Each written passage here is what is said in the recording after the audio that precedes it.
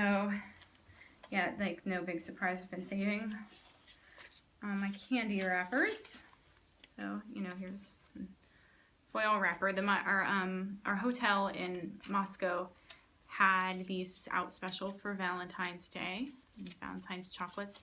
And then here's the inside. I won't try and pronounce that for you, but it basically means something like follow your heart.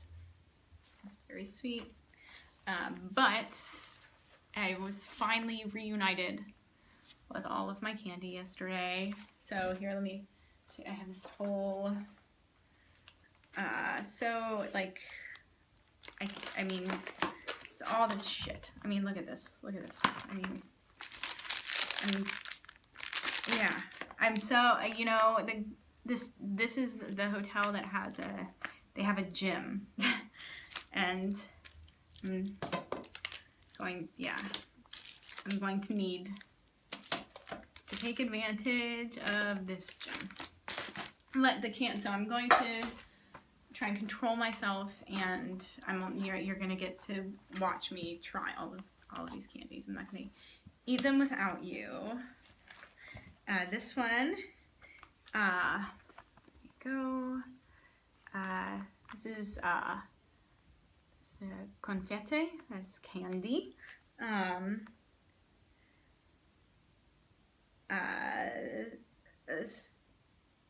Slivochnaja. Yeah, I'm not even gonna try. I'm not even gonna try this shit. I mean, I'm not there yet. I mean, I love Russian. And I hope I come back, and I hope I have a use for this language because I love learning it, but I'm not quite reading this yet. But this is, you know, I don't know if I shared in one of my other videos, but in one of my photographs, I had a picture outside the Red October candy factory. So this is made by Red October. And this, what this means, confetti is candy. Slivochnaja, pamka, sukatom. It's candy fudge with candied fruits. So that's, I haven't even looked at this yet. That's what it looks like. Let's open her up. This is Anna. So this is traditional. This is a Russian, traditional Russian candy.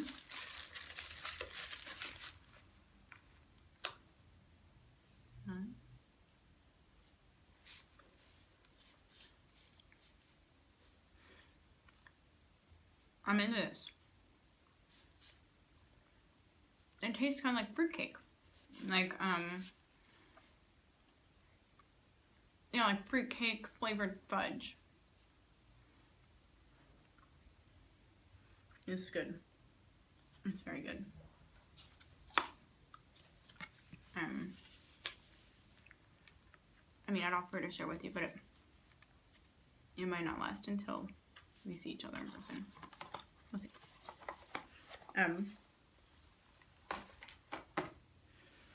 So one thing I forgot to mention in one of the videos was, you know, my travel partner was asking me about what my favorite moment was from the trip, and there's actually two things that come to mind. One was the three of us were walking to have a late lunch, and a lot of the very busy streets, there are tunnels underneath the ground so that people don't have to cross the street. You just go under.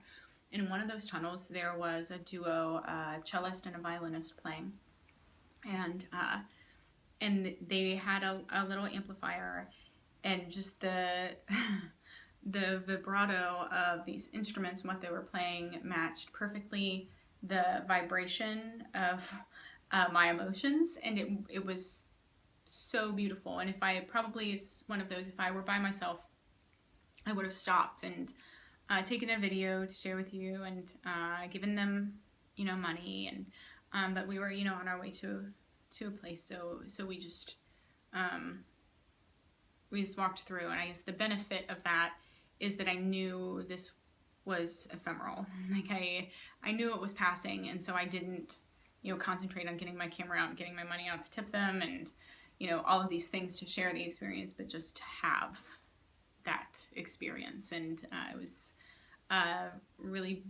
like a really nice grounding moment, one of those where you're like totally in your body experiencing a thing, and it was really beautiful. And the other was we were, one of the many times we were coming out of the metro and taking the stairs up to go out into the world. And the whole staircase is clear, and I'm going up the stairs and sort of at that moment in my own little world going up the stairs, and there was a man coming down the stairs, and he was also in his own little world, and then we were probably a step or two away from each other. Then we realized that we're about to run into one another and look up. And I've only had this happen a few times in my life where I've looked at a person and been blown backward by the emotion,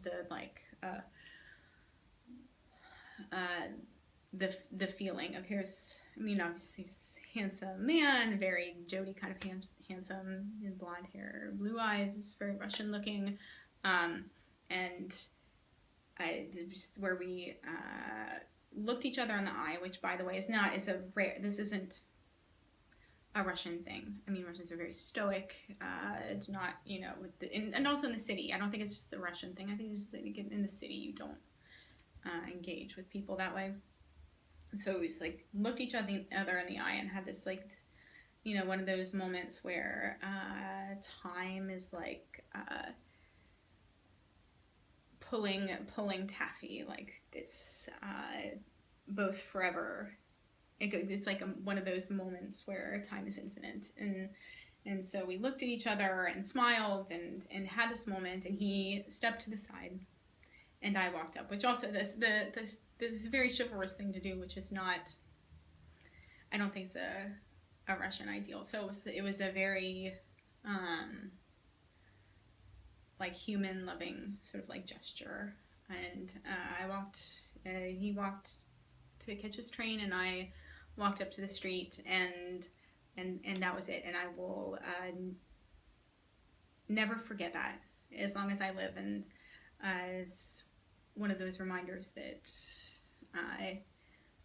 how we go through life, and is no matter how much we try to embody, our lives and our moments, that there's some things like that can happen that can take you by surprise, and that I'm so thankful for those, and like the musicians playing, like running into this man on the subway.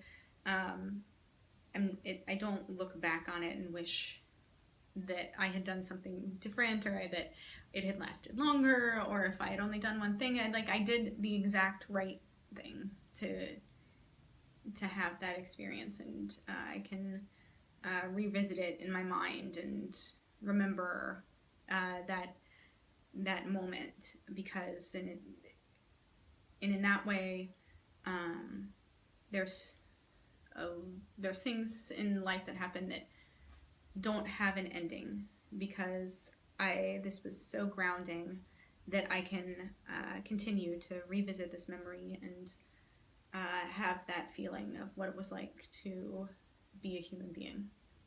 And those, if we're talking about moments, those were my two favorite moments in Moscow. So I'm here in St. Petersburg for 8 nights.